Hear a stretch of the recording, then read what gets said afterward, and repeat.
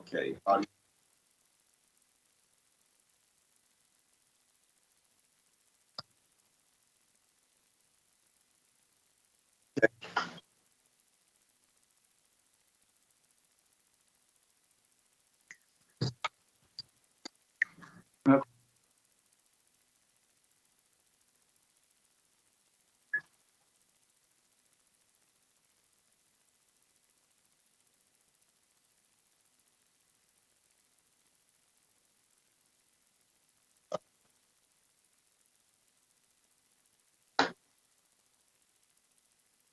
Okay.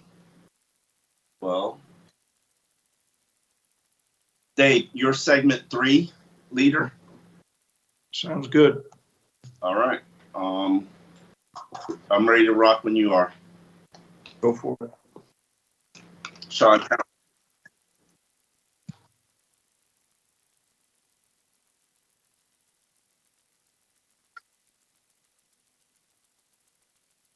So the Miami Dolphins began the offseason with a new head coach in Mike McDaniel, and most importantly and insignificantly, the highest amount of cap space in the NFL.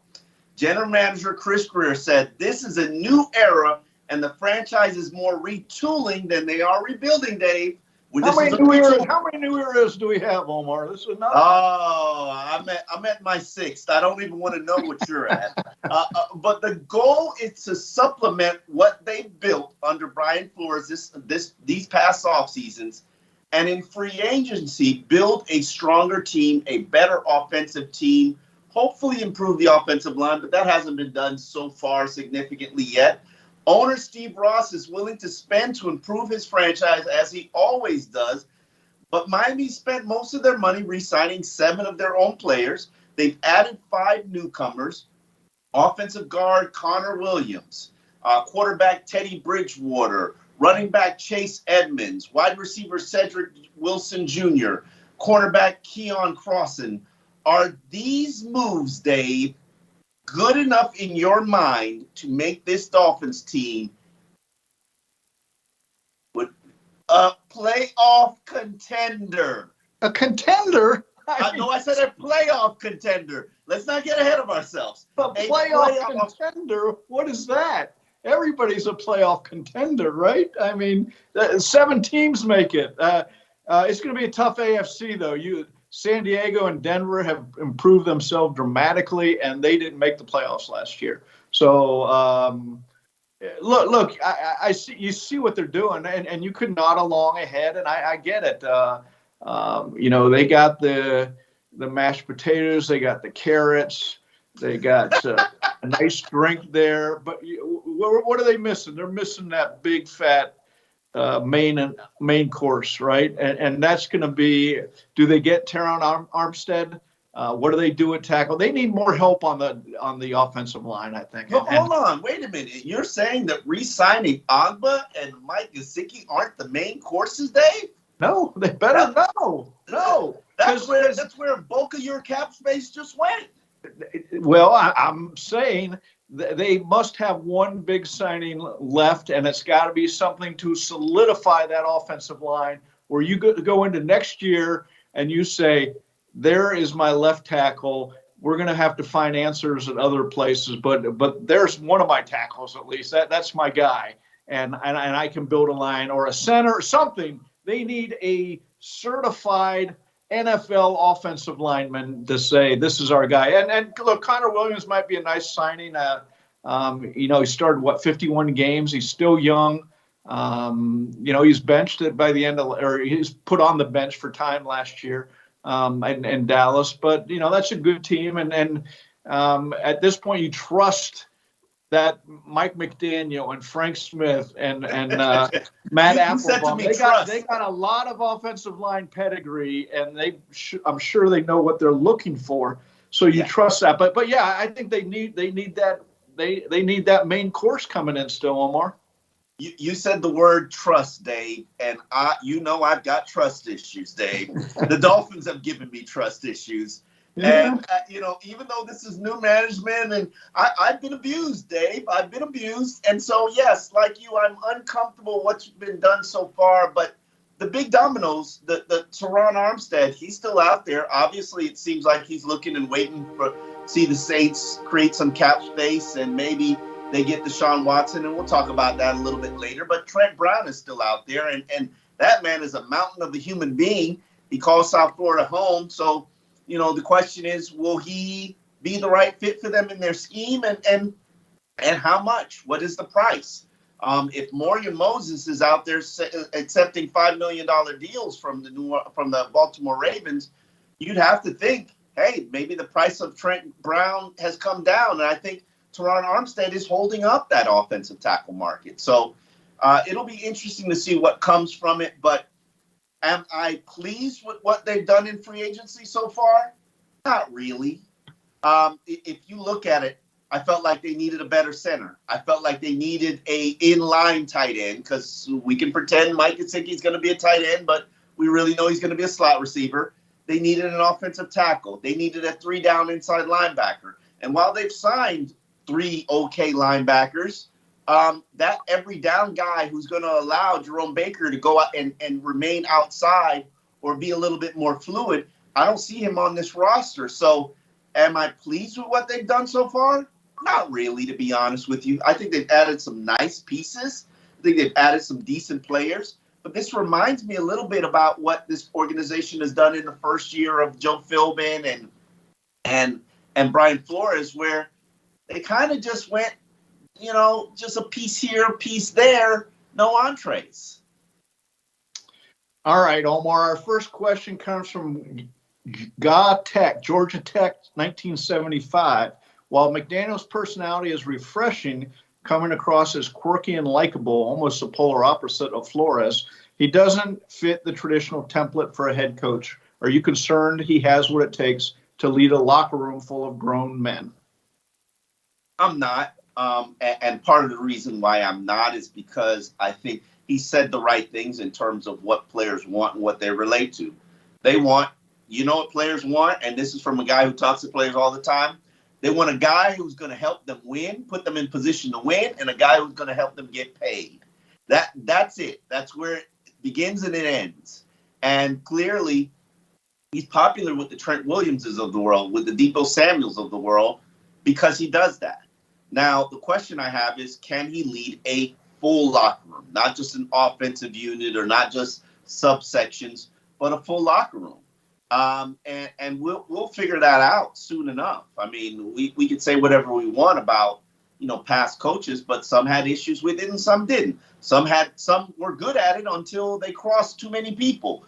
It's a moving target in terms of the locker room. And really it starts with making sure your leadership is good. Dave, I've said for years, the leadership on the Dolphins has been bad for many, many years. Ryan Fitzpatrick was probably the lone exception, and I would still argue with you that the leadership is still pretty bad here.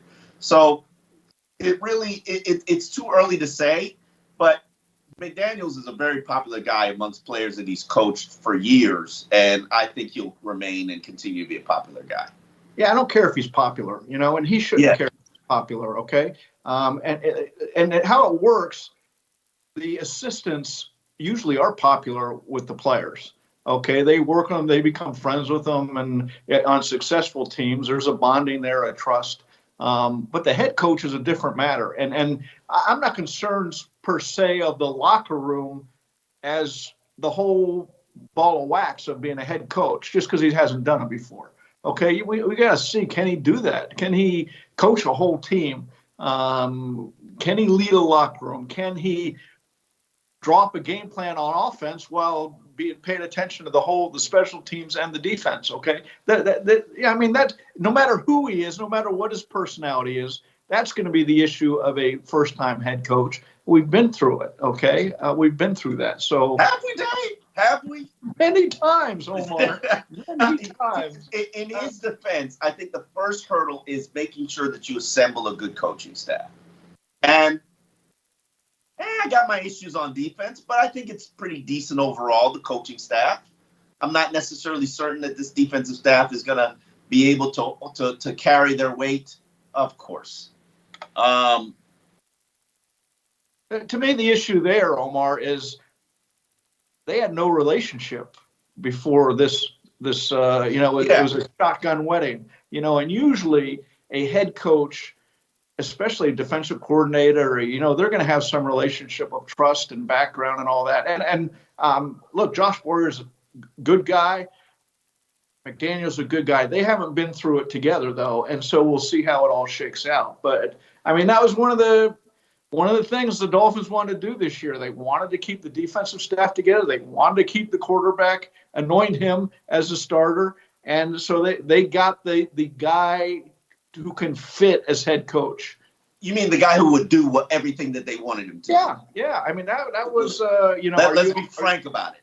Are you on board with that? And you look who were the finalists. Those were who was on board with that. And frankly, who wouldn't be if you're going to be paid around $30 million and get a first-time head coaching job? I mean, you can make it work. So, John wants to know, which of the remaining holes are you most comfortable filling in the draft, and who are the possible candidates in draft to fill these holes? And I'll start out by saying this. This is day 3 of free agency. Free agency generally lasts about 2 weeks. Chris Greer's philosophy and mentality is to fill as many holes as he possibly can to ensure that he can go into a draft and select the BPA, best player available. Right now, are the Dolphins in position to select BPA? Absolutely not. They need a center. They need an inline tight end. They need an offensive tackle. They need a 3-down linebacker. They probably need to add another pass rusher. If you go into this draft and you don't select another defensive lineman, you'll probably be making a mistake. You probably need to add another cornerback, even though you've added a couple in free agency and retained Nick Needham. Hey, maybe a running back. Hey, maybe a wide receiver. I think that a lot of those positions they will address in the second tier of free agents. There is a ridiculous list right now of talented players still available in free agency. And if they make it to Friday, the price is coming down, Dave. So I think it's wise to be patient and prudent and see, the Lyle Collins of the world. Dallas is out there. Dallas needs to get rid of him. That's $10 million. Miami, $10 million. If you fall out of the Teron Armstead sweepstakes and you go trade for Lyle Collins for $10 million, pretty good deal. I'm not even sure you're going to have to trade for him. They're going to have, the clock is ticking towards the start of the new year. And does Dallas want $10 million on their cap? And I think that's the game of chicken being played. And if you do, you trade a 6th-round pick for him or something like that. What? Who? A 6th-round? A 6th-round pick, just okay, yeah. Something. Miami's got 8 draft picks. They don't have a 6th. Well, okay. Maybe a future 6th. Maybe next year 6th. Whatever. It's something inexpensive. Okay, but as far as the draft and where that goes, I agree with you. You look at the names still out there in free agency, and there are bargains that are going to be had. Yeah. Okay. For teams. But where I would go, wide receivers has become the one position, especially late in the draft. You can get a guy, he'll step in, he'll be productive. Okay. What? Preston Williams, re-signing Preston Williams doesn't have you excited, Dave? Well, they're not committing to that at $1 million, at $1.1 million a year, something like that. That's 1.9, yeah. That is to be 1.9. Yeah, it's look. You know what's going on here. They're saying, hey, if you want to come in and try to show us, we're all for it. So all the pressure's on him now. Okay. But yeah, they got Cedric Wilson Jr., a guy who from Dallas. Dallas is stocked with receivers. Okay. So yeah, he was a number 4 receiver in Dallas. He's a slot receiver. More than likely he'll elevate himself as a slot receiver here. 6'3", run after catch skills. Good, good NFL player. I'm curious, do they want players playing all 2 or 3 different positions, and that's sort of where Wilson wasn't just a slot receiver. I mean, mainly, but not just. And so it'll be interesting to see how it's used. But to the larger point, my thought is, that's about as expensive as you want to get at receiver in free agency. Okay. But do you need to get expensive because this draft is filled with receivers? No, that's what I'm saying. That's as expensive as you want to get at receiver. Oh, that's as expensive. I don't want to go. I don't want to go any higher than that because you can. Well, you don't want to pay for Jarvis Landry? I love Jarvis Landry, but that time Jarvis Landry would fix this team offensively. in my opinion, he would be such a great pressure valve for Tua and allow Waddle to go onto the boundary. Not that he's coming here, because I was going to say, are you realistically? No. Jarvis ain't coming here. Jarvis is hunting. He's going where there's a proven top 10. He's made his big money, and then he's going to make some good money, but he's going to be a little more selective in where he goes. Absolutely. But you know, I would like for them, and I always want this approach for them. I want them to be aggressive in the tier 2 region, and they have been aggressive in the tier 2 region. Teddy Bridgewater, Connor Williams, Chase Edmonds, Cedric Wilson Jr. Those are tier 2 players. Now, did they overpay slightly for some of them? Probably, but I mean, if you want the tier 2, if you want the Emmanuel Ogbas before they become Emmanuel Ogbas, you got to overpay a little bit for the guys that you believe in. And, Chase Edmonds is a guy talking to people in the league who fits exactly what Mike McDaniel wants to do. So if he targeted a guy who fits exactly what he wants to do and overpaid a little bit for it, what's the harm? I heard somebody on Good Morning America, Good Morning Football the other day, first day of free agency, he said, and I found this very interesting.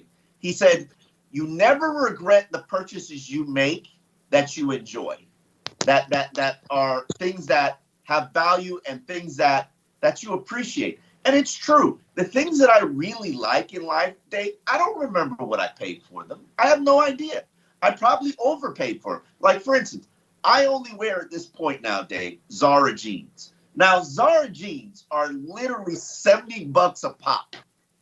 But I have never had a regret about any of the Zara jeans in my closet. Because when you put them on, you feel good, right? I do, and that's what it's about. All right, I see you. Are you wearing them now? Are you wearing Zara jeans? Yes, I am wearing them now. Yes, I am. All right. I have my whole closet is full of Zara jeans. When I can afford them, I go buy a new pair. So, and I think the Dolphins are doing the same thing with the second tier guys. Now, the only issue we have is history with the Dolphins, and this is how many running backs have they tried to make work. Now they got one. McDaniel knows what he wants. He's an offensive guy. So what we're saying is Chris Greer can't pick the running backs. That it's up to the coaches to pick the running backs. I guess. I mean, an offensive line too. I mean, offensive line, yeah. I mean, in Chris Greer's defense, he did select Kenyon Drake, who's been a great player everywhere else but here. Well, here's another mystery. Charles Harris signed with Dallas, 2 years, $14 million. He had 7.5 sacks last year. Did he sign with Dallas? 7.5 sacks. I thought he signed with Detroit. Are you sure it's Dallas? I don't remember. I said Detroit. Okay, all right. Yeah. He re-signed with Detroit and our boy Dan Campbell, and he had 7.5 sacks. Now that's interesting. Listen, that Charles Harris always had talent. He never worked here, so it wasn't an evaluation thing. I don't think that's true. He did work. Oh, how many times did he have opportunity here? He had loads of opportunities. Yeah, but it wasn't a work thing. It was he hadn't put 2 and 2 together yet, and maybe he has now. That's what I mean by it didn't. I said it didn't work, not that it didn't work. We're having hearing problems this time. Yeah. Well, the sound is clearly off. Keith wants to know, what's the Dolphins' weakness on defense, Dave? What positions do we need to fill? Yeah, I mean, you mentioned it earlier. To me, the middle linebacker is. Let's start that. The run-stopping linebacker, run-stopping defensive lineman, maybe. But somewhere in that category, they have to address. And they've re-signed a couple of their linebackers, but there's a couple really good linebackers. What you have to decide is how much tread do they have left on the tire, and would they help you, and at what cost, and all that stuff. But if you're saying, okay, what's the one thing they're missing now that they got Ogba back, which solidifies their pass rush, because Jalen Phillips came on at the last half of last year. It'd be the run stoppers in the middle, I think.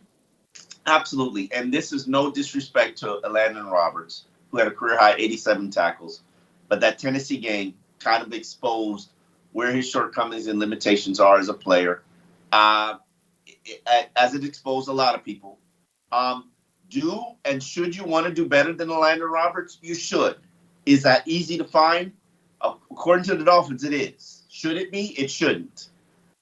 So it'll be interesting to see what happens moving forward. I can't really. I think that's an area that you got to improve until you get a new contract with Xavier Howard done. He's always a flight risk. Xavier Howard could wake up tomorrow and say, "I want to be traded out of here. I don't feel respected by this organization." So I think you always have to be wary about that. You can never have enough good cornerbacks. If they're going to keep Eric Rowe, which is interesting, they could cut him late in the game like they did Bobby McCain last year. He also re-upped with the Washington Commanders. So I just think they have to position themselves to go into the draft to select best player available. Right now, there's some very good safeties that are out there. Do I feel like any of them would be significantly better than Brandon Jones? Probably not. You don't, and you don't need. That's not a point of weakness, or at least you got a lot of safety. I mean, but you have to make strengths, and the secondary is a strength. If you add Tyrann Mathieu, the Honey Badger, wouldn't it become an even greater strength? Yeah, I don't know. Again, you will have to weigh. Brandon Jones is coming on last year, right? He's going up. Matthew's going down. Now, is there an intersection there at the end of next year where you say, boy, Brandon Jones could be just as good or close to Tyrann Mathieu? Those are the type of things you got to weigh with your dollars, too. Oh, yeah. It's to me, it's a price point thing. It depends on what you're asking for. If Tyrann Mathieu is asking for $6 million, yeah, let's do it. If he wants a 1-year contract for, a moderate money, absolutely sign him, because that wealth of experience and still talent, but I don't think he's good. If he's going to do a 1-year contract, it's going to be with someone who's ready to win right now. So you're not really in the market for that if you're the Dolphins. Yeah. Well, Dave, the biggest area of concern coming into this offseason when we began this Dolphins overhaul was the offensive line. The 300-pounders, the big uglies. And considering Mike McDaniel says he wants a run-heavy offense, and that is what he's talking about, one that resembles the units that he was part of in Denver and Houston and Washington, one like the run-first team that he built in the San Francisco 49ers. We all know that this journey starts in the trenches, Dave, the fat boys. However, as of Wednesday at noon, as of Wednesday at 12:19, when we're doing this show, saying these words, the only addition that they've made is Connor Williams, who started 51 games with the Dallas Cowboys, but was arguably the fourth best offensive lineman on their starting unit. Got benched at one time, led the NFL in penalties for false starts. Dave, we could be looking at an Emmanuel Ogbah situation all over again, and the Dolphins are getting it low and expecting a big return. But this could be another Chris Greer whip. We've seen plenty of whips when it comes to the offensive line. Top offensive lineman, Teron Armstead's still out there. Trent Brown's still out there. Eric Fisher is still out there. They have not signed deals, Dave. Where should Miami's desperation level be? Out of the screen. Okay, you need. I mean, you don't even need to be a great talent evaluator. Go out and say, Teron Armstead, what can we offer you? You need to be in that game, okay? Does he want to come here? All that stuff. That's a little out of your hands, but the dollar-wise, you gotta be there. You gotta get somebody who is proven and good. I'm not sure Trent Brown, he's a gamble. Look what he is a gamble, but he's a huge human being. Okay, he's huge. Who's been very good throughout his career when he's healthy and fit. Now, is it a risk? Absolutely, Dave. Is he a player that I'm willing to put $7 million on the table for per year, 2-year deal? Guarantee half of it? Yeah, pretty much. Yeah, I think the point that, I mean, we can go into the individuals and all that, but the point I would make is they need a rock they can just set down there and say, there's our guy for 16 games at this position. He's going to be good. He's going to be good. And we can work around the rest. And I assume they think Connor Williams is going to be good. So there's number 2. Okay. And well, I'm just saying, Omar, that's an assumption. He was not a piece that Dallas felt was important. Hey, you don't go out free agent 2 years and $14 million. Not that that's big money, but it's money. And so you have a lot of pieces who maybes and all that. You don't need another maybe. So but they added another baby. Well, you better be sure when you scouted him, we really like this guy. We can coach him up into something really good. That's he's athletic. That's thinking and signing him. So that would be 2. And then you figure it out with all your other pieces. I mean, Robert Hunt would be 3. Okay, so you're on your way at that point. So you're now 3 possibles? Let's be real about it. 3 possibles because you don't know if Robert Hunt. I'm just saying. If we're playing spades, Dave, I don't see any books. I don't see any. I'm gonna bring this book home. Well, I'm just saying, if Terran Armstead is one of your guys, he would be a top priority at the start of all this for me. Okay, before you sign Ogba, because you need to get the offensive line. Yeah, but if he's not ready to do a deal, and here's my thing: if we're 3 days in a holding pattern with Terran Armstead, more than likely he's waiting to go back to New Orleans. It very well could be, absolutely. Or he's trying to latch himself onto another quarterback, whether it be Russell Wilson or Deshaun Watson, and they just haven't created the money and space for him yet. But if you know how the Dolphins work, if it's a holding pattern and they're the big bidders, there's you're the last resort. Do you feel comfortable? Well, playing the waiting game. Then you go to the La'el Collins. Then you go to the, You're not a Brown fan. What is New England doing? I mean, well, let's face it. Trent Brown, when he went to the Raiders a year ago, he wasn't very good, and they released him, and he came back to New England, and he's pretty good. They traded him. They traded him to New England. Okay, they traded him because they didn't want him anymore. Okay, all right. So they traded him back to New England. Hey, and he was the best New England offensive lineman. Right. My question is: it New England? He's good in New England. That's what you better figure out. You're fearful out of the structure of the organization that he's part of, that he's going to fall apart at the seams, which is a concern. I'm just saying you better be sure if you're going to go out and get Trent Brown, who you're getting, right? That's all. Fair. So let me ask you this question: Eichenberg, Austin Jackson, Robert Hunt, throw in the new offensive lineman Connor Williams, Dieter. You comfortable with that? You rolling? Well, again, if I get a turn on set, somebody I can set in there. And then I got Connor Williams for a reason. I didn't say you signed a tackle. I said Eichenberg, Jackson, Hunt, Dieter, Williams. Are you rolling, Dave? Yeah, I'm rolling. Because you know what? Look, Cincinnati just signed Ted Karras for what? $8 million. It was like 2 years, $16 million, something like that. He's a guy. He was just a cast off here. He went and played he started for New England. Now he's making good money. If you get a coach there's enough clay here, first and second, they all can't be bad. It's just impossible that they can be that bad. So you get the right coach and you find what their strengths are and you put them in, and don't be moving them all around training camp, talking about cross training and all that stuff. Oh, they're going to do it, Dave. They're going to do it. Every day. They're going to do it.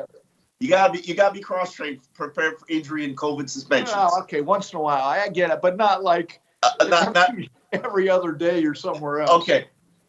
What about if they added a J.C. Trotter, the center that got cut by the Cleveland Browns? Does that make the unit better? Look. They have McDaniel, whose strength is offensive line, run game. They have Frank Smith, the offensive coordinator, who was an offensive line coach with the Rams. They have Matt Applebaum coming in. They have their old offensive line coach. You have 4 guys who strength is offensive line. I don't know what the answer to Eichenberg and all that, but they sure better figure out and have a game plan and put that game plan into place. We'll see come mini camps and all that and training camp what their plan is. Their full plan. We definitely will. I think there's a possibility Robert Hunt could be moved back to tackle right now. Yeah, right.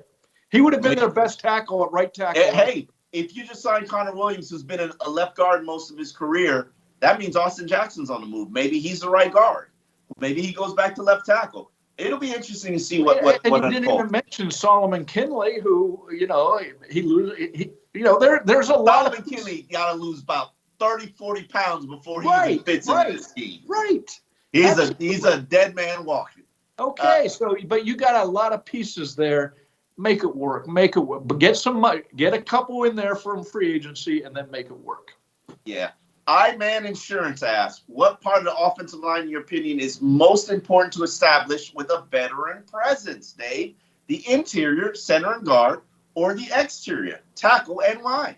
Well, if you're a veteran presence, you're talking to the center, making the calls and all that. And you look what San Francisco. Look what San Francisco did, okay? Because this is where McDaniel came. They went out and they got the best left tackle in football, probably, or at least available one, Trent Williams, who was done with Washington, okay? But they also, a year ago, went out and got Alex Mack, the center from Atlanta. And so those are the 2 pieces you have to say, okay, we really value, because they paid big money for those 2 pieces. So if you're to answer the question, veteran presence, leadership, center, and all that. But one of the tackle positions, either of those, you just need it. You need a rock at 1 or 2 positions, and you should have enough talent that you can make it work elsewhere. Yeah, you need a bookend tackle, whether it be Armstead, Brown, Morgan Moses is off the table right now, and you need a veteran center. Michael Dieter has not proven that he is a starting center in the NFL. He's entering the final year of his contract. I'm sorry, no offense to Michael Dieter, who has started 1 year, got benched, returned as a starter in the new position. He's a fringe player. You can do better, whether it be in the draft or whether it be in free agency. J.C. Trotter is a proven established. He comes from a run-heavy offense similar to the one that you want to run. You can kick those tires for a respectable deal, and it would improve everybody on your offensive line. And that should be what your vision and goal is as a coaching staff. To how do you improve the Liam Eichenbergs? How do you improve the Austin Jackson? How do you improve even Michael Dieter, who can possibly play guard in this scheme?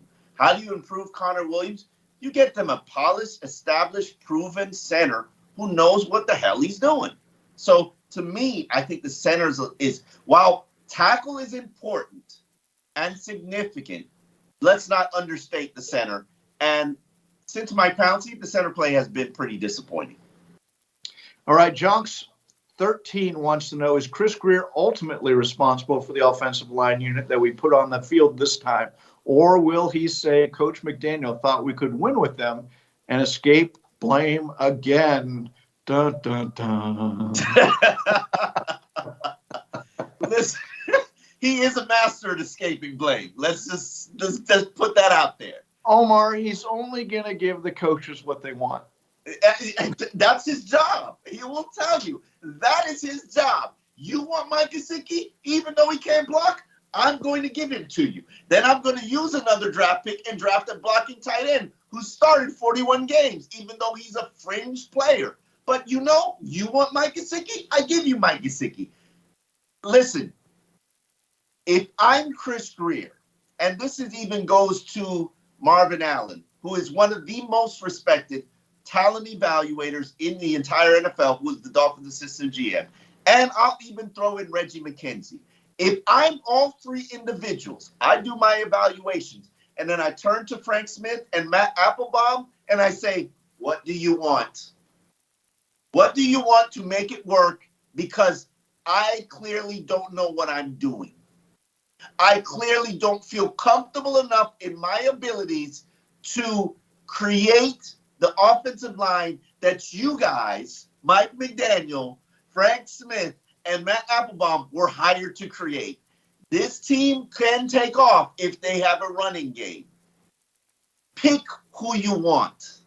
Go, tell me. Why do you need a general manager in that sense then, Omar? That's why you have Chris Greer, because he's just a facilitator. He just makes what everybody else wants to do happen.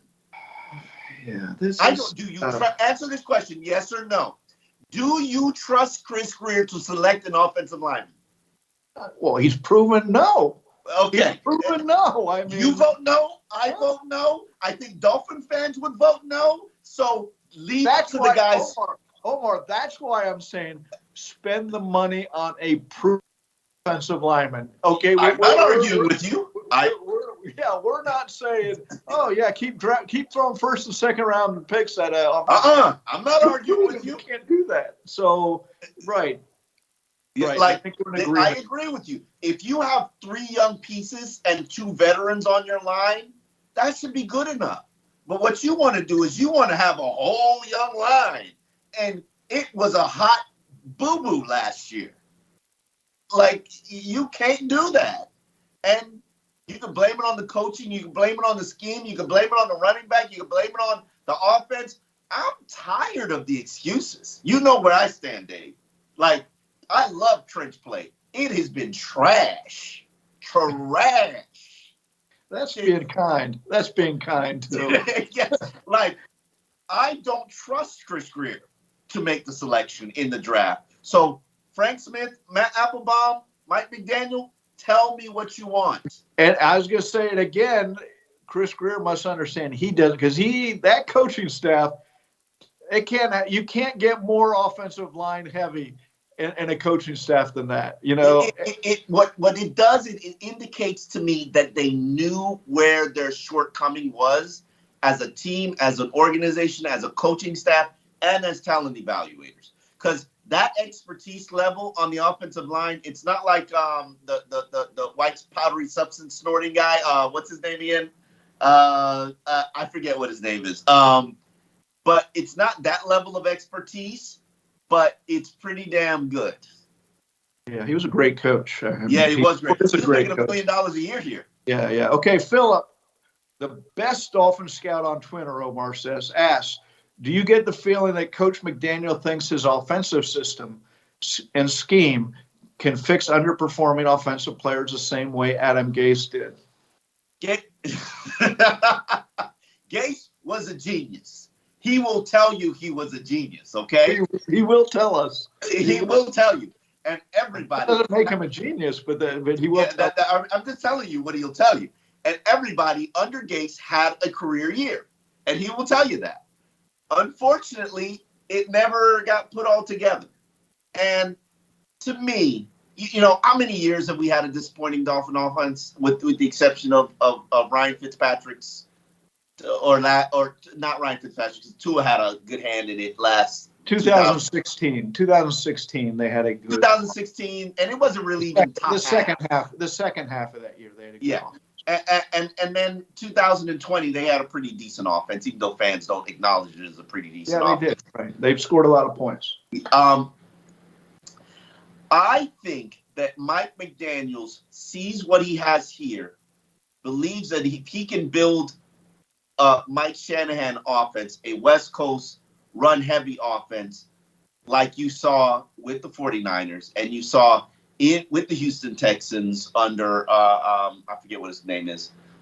You saw in Washington with Mike Shanahan and in Denver with Mike Shanahan. I think that he believes that he can deliver a top half offense. Now, can he save the Devontae Parkers, the Myles Gaskins, the Mike Gesicki's, the Tua Tagovailoas of the world? Can he bring out the best in them? I'm pretty sure he thinks he can. And it comes down to where's the hunger and desire and drive to be great for these players. You know, we all know Devontae Parker can play. He's being paid like a backup now in the NFL based on what wide receivers make. So should he be here? I think he should be here. You know, can I count on him for 16 games? if he wants to continue to collect respectable paychecks, he'll ensure that he is. Myles Gaskin, I've counted that dude out before, and what'd he do? He led the team in rushing one year. Showed you he was one of the more, I think, like the 6th highest productive back in the NFL in terms of yards produced per game. Mike Gesicki, this coaching staff thinks they can teach Mike to block, Dave. Let's see how that happens. Let's see, maybe. Hey, who knows? And then Tua. I've always said this on X's and Omar, and I will go to, even though I've been kicked out of Tuanon, and I'll never be back in Tuanon. I cannot. Why would you want to be in there in the first place? I mean, we're observers. We're not like. Yeah. I mean, I believe in Tua, but I believe that he will be the quarterback he has the potential to be in 2023. You have to have the patience to survive that. You have to have the tolerance to survive that. That is so Dolphins. Everything's going to be good in 2 years. Don't worry. It'll all be good in 2 years. It's always 2 years. It's always 2 years out. It's always It's 3 for Tua. But I believe that this offense, I give you a name, Jake Plummer. And I know everybody's like, ew, I don't like Jake Plummer. Jake Plummer's not a good quarterback. He had some good years. Yeah. Mike McDaniel can Jake Plummer the crap out of Tua. And I believe that. And I believe you can win with that. I do. You get a forceful running game. Here's the thing. Everybody doesn't have to be Russell Wilson, even though you probably could have gotten Russell Wilson if you really tried hard. Everybody doesn't have to be Aaron Rodgers. Everybody doesn't have to be, even Dak Prescott. But you can, San Francisco's been winning with Jimmy Garoppolo, Jimmy G. Tua can be Jimmy G. There's no reason why Tua can't be Jimmy G. Okay. So, but yeah, you're right. But at the same time, San Francisco is getting rid of Jimmy G for a reason, right? I mean, yeah, because the ceiling's capped. You can only get to the NFC Championship game or the Super Bowl. You can't win. Yeah. Oh well, I'd love to have that as my ceiling. Like Dolphin fans would take that being angry. I would love to have that as my ceiling, Dave. Well, until you're there. But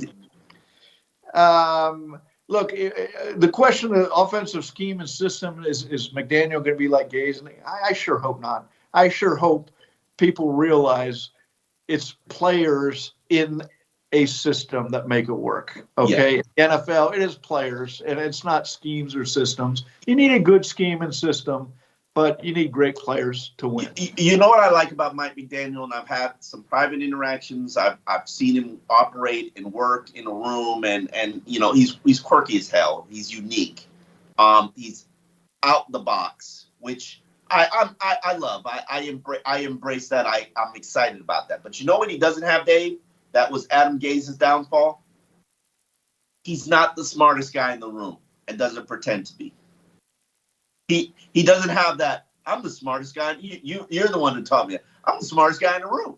Yeah, no, Adam Gase did have. Look, if Mike McDaniel wins, quirky will be great. Oh, it'll be wonderful. If he loses, quirky will be weird and like you can't win this way. Okay, let's be honest. That's what's going to happen. That's how it's going to happen. Okay, absolutely.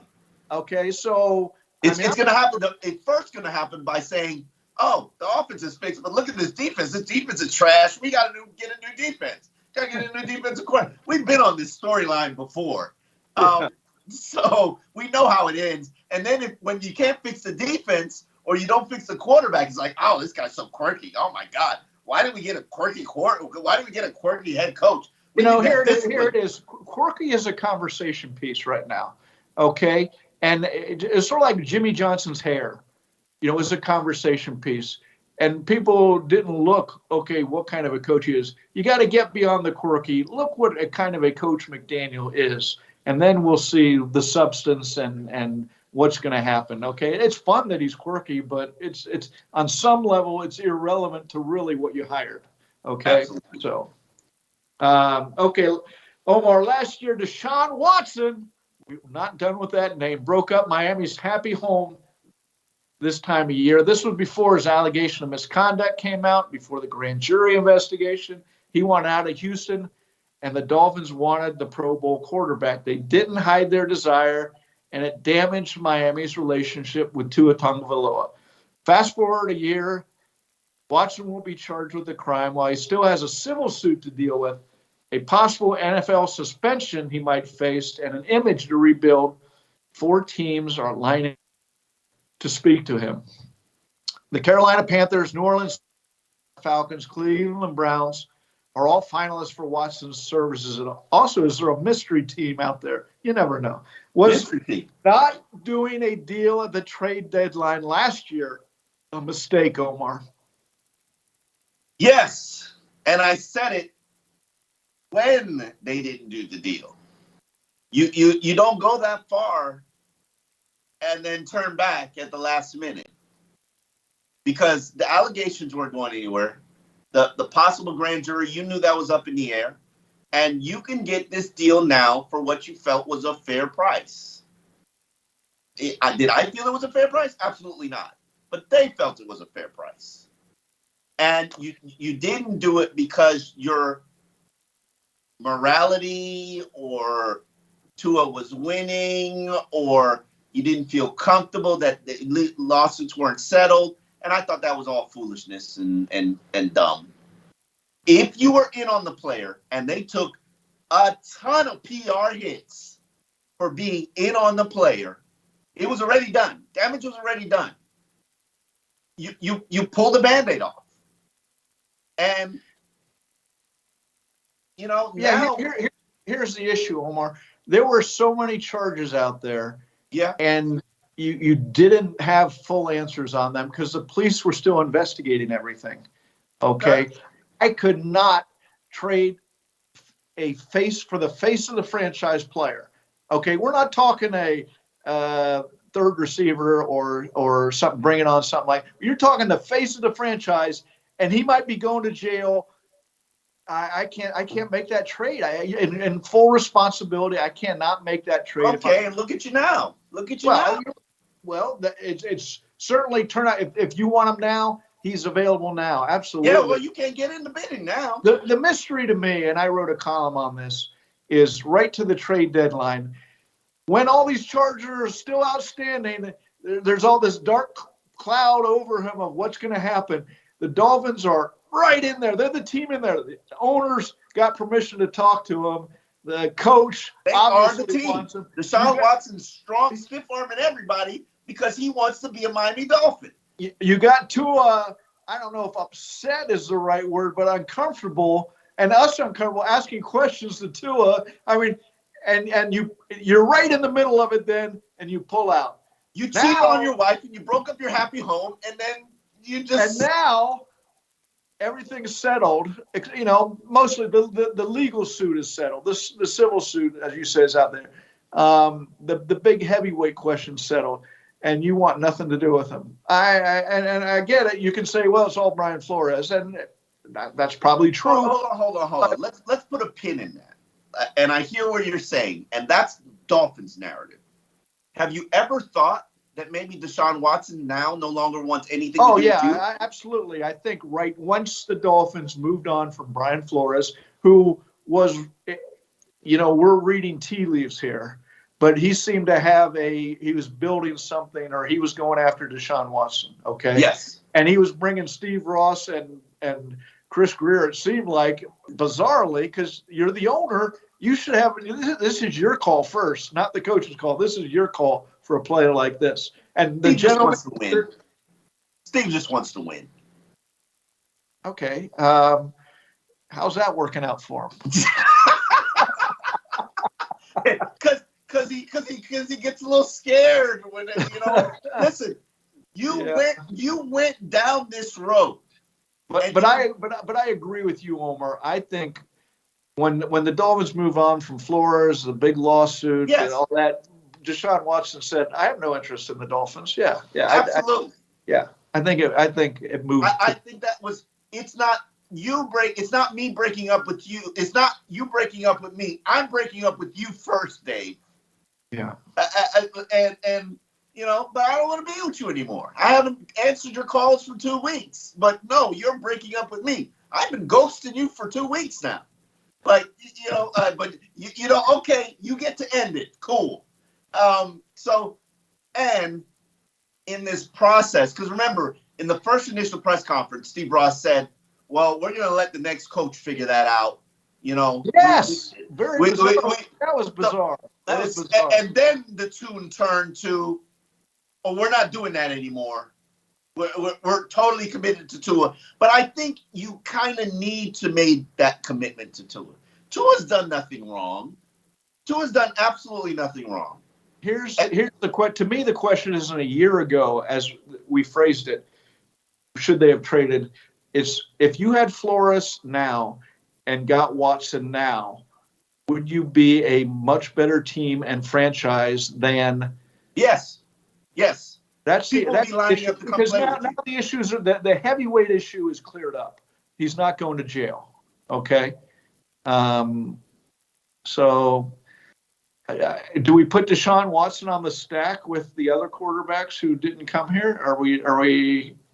We'll see what happens. He might be scarred too from all this and not be the player he was. And here's the thing: how much of a quantifiable difference is he from Tua?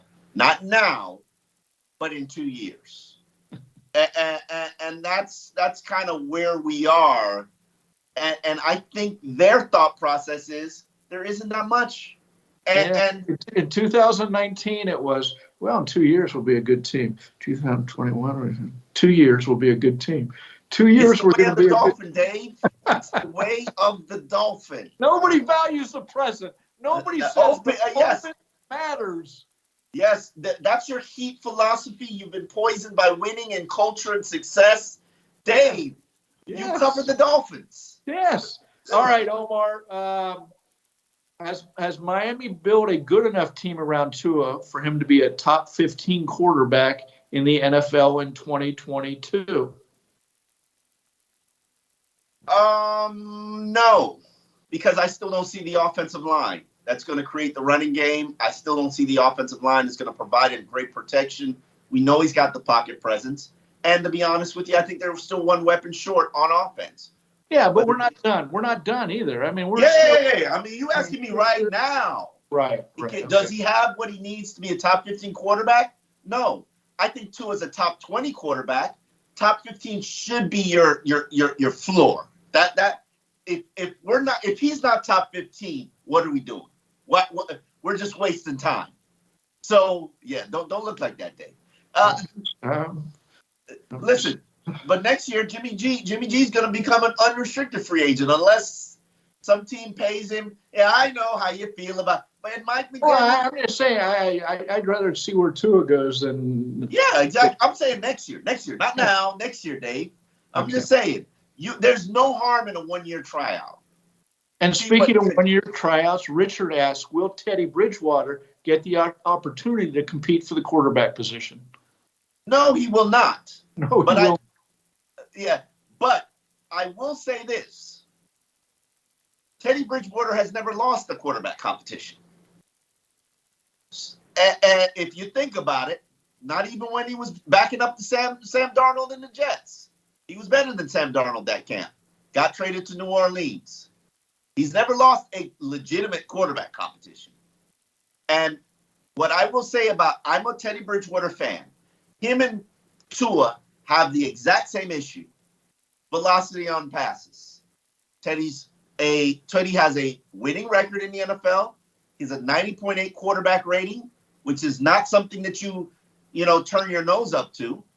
And he can win games for you. Now, I've been told that he's perfect for the Mike Shanahan offense. He's perfect for the play action and the rollout. Good. Who knows what good coaching will do for Teddy? He had that in New Orleans where he had a ton of success. I believe he had like a 5-1 record for the Saints. What I'm saying is Tua better be sharp. Tua better be good. Tua better be efficient in practices. Tua better win games early. Because if they eventually say, hey, we might want to break that glass and take a look at Teddy Bridgewater, there might not be any turning back because that's what Teddy Bridgewater's career has kind of indicated to you. Now, it might not be, oh, we can win a Super Bowl with him, but he could very well Marcus Mariota Tua and take over the team like Ryan Tannehill did that year. They took over Tennessee and they just started to take off. So while I'm not saying that this is an open competition or will be a competition, because this coaching staff is absolutely obsessed with letting Tua know, we believe in you. We are buying into you. We're investing in you. We love you. Boy, they were hired. They were hired with that caveat. Tua's the guy. He's anointed. Will you anoint him too? Yes, we will. Okay, here's $30 million. Okay, that sounds good, right? I mean, that was the deal, right? Yes. Now, I love the Teddy Bridgewater signing. I love it for even if he's just a backup quarterback all year. That's a good, very good backup quarterback. You can win games with him, and maybe pushes Tua. Yes. And helps the larger point isn't who wins, because I think we all agree it's Tua's job. Okay, I mean that's hand down. But they're going to be practicing side by side. Tua's got to win his team. He's got to win his team. Absolutely. He's got to prove that he is the guy. And he does not have his team now. Yes, and it starts with being the clear better quarterback in practice. And here's a guy who's Teddy Bridgewater is no slouch. I mean, he's started a lot of games in the NFL. So to me, it's not a competition, but it's a leadership issue for Tua to go out and show I'm the man. Okay. And it starts right there in practice. Yeah. It'll be interesting to see what happens with that. It's not a competition, but Tua's got to perform, and he can't. You know, if we go through an injury like Tua's had his first 2 years, and you see what your alternative is, you know, maybe. Well, I mean, regardless, I like the signing of Bridgewater. I love it. I think that's a really good. I thought he wasn't in your league. I thought he wouldn't be. Yeah, same here. All right, Showtime wants to know, how would you compare this free agency approach to Flores' second year, since the first was the tanking season? Well, I think this actually compares to the first year under Flores and the first year under Gase and the first year under Joe Philbin. They basically tried to retain the pieces that they liked and supplemented pieces here and there, but not major buys. But compared to the second year, Dolphins spent big money on Byron Jones and Shaq Lawson and Eric Flowers and Kyle Van Noy. And you know, they regretted a lot of those deals. In fact, this offseason, they were shopping Byron Jones. Couldn't find a buyer. And then Byron Jones says, my foot hurts. I mean, my ankle hurts.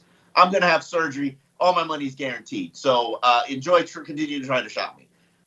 So well played. Smart, Byron. Just a round of applause to you. This is the inner workings of the NFL. Players, I love when I see players play in the system. And the question is, you overspent those years to get good players. Did you overspend this year to get good players? Not yet. They haven't overspent. They haven't spent big. I mean, if you're talking overspent, it's, you know, what, $7 million for Connor Williams or a running or Chase Edmonds for 5.2. I mean, you're right. The highest dollar value. I consider myself a next level guy when it comes to looking at the finances in the NFL. And the starting point is always for me. I go on everybody's roster and I look who's walking away with more than $6 million a year. And those are the guys that I say $6 million. If you're above $6 million, you're in the danger zone. You better be performing, or else the team's going to come and look at you and be like, I want some money back. Or we might need to trade you. Or, you know, that's how you easily find. And you're right. There's only one signing, and that's Connor Williams, who's above the $6 million threshold. But you're right. If they sign a guy over $7 million, then it's in the high end stratosphere, and that's who we should really be assessing. Okay. Speaking of high end stratosphere, Alex asks, how does this new cornerback market affect Xavier Howard's new deal? Here we go again. As you know, Xavier always wants his money. You want to communicate or connect with Xavier, give him his money. I think that the safest route to show Xavier the respect that he's earned, especially since you need him to have this team buy into what you're doing, is to make him one of the 3 highest paid, let's be safe, one of the 4 highest paid players at his position. Do you agree? Disagree? Safe? Is that a safe place? I think they need to resolve this, okay, before training camp. And what 19 million to 20 million is what it's probably going to take to get him in. I think 18.5. Okay. I mean, but don't come in with your first offer disrespecting him. Yeah, I mean, you don't want to hand Mike McDaniel a team where his best player is again. You saw, yeah, and listen, we watched training camp without Xavier Howard. It was a disaster. What they were doing defensively, and Tua looked like he was about to become a Pro Bowl quarterback. So did Jacoby Brissett. So did Jacoby Brissett. So yes. So, I mean, Xavier Howard is that type of talent. You take care of your own. I think if you walk away and Xavier is guaranteed $50 million, out of whatever you do, if he's guaranteed $50 million, he's signing up on board. Okay, our final question comes from Super Coop. I would like to know how you think the signings set up the draft in terms of priorities.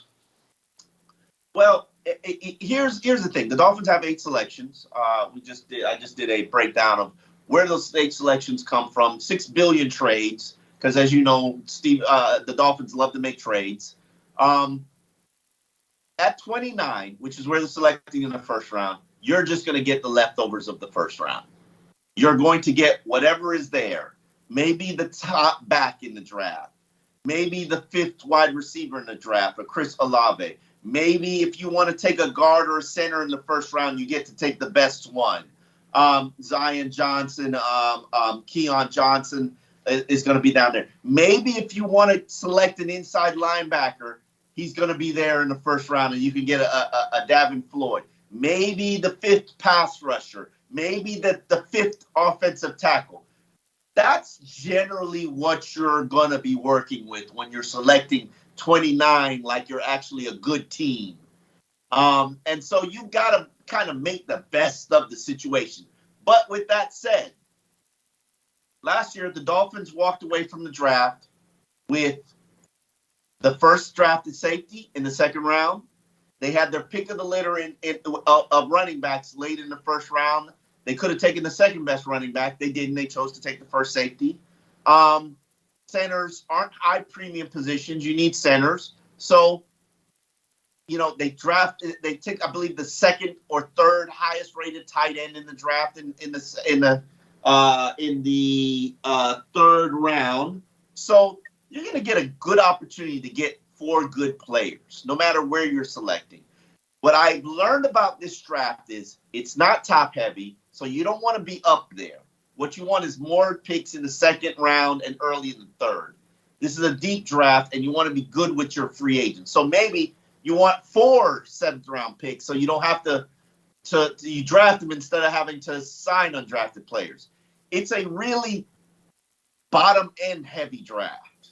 There's a lot of Toyota Corollas in there, not a lot of Maybachs. And the thing is, you got to be good at picking these Toyota Corollas. And I think they're good at picking the Toyota Corollas. I think we need to start every draft. How did they get to 29? I'm still looking at the sky, looking for an answer of how did they get to 29? I know how they did. I'm just wondering, how did you get to 29? Yeah, instead of doing the smart thing and taking Chase Allen and just keeping moving on, you traded down, to trade back up to get Jalen Waddle, who you allegedly loved and thought was better than Chase Allen, and then, you traded the wrong pick, and it's a that's so Dolphins moment. But Dave, to be honest with you, I'm not a big believer in draft picks. Never have been, never will be.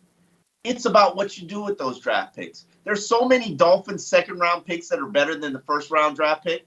So you know what? Look at what Baltimore does. Baltimore. That's because they can evaluate talent, Dave. Because they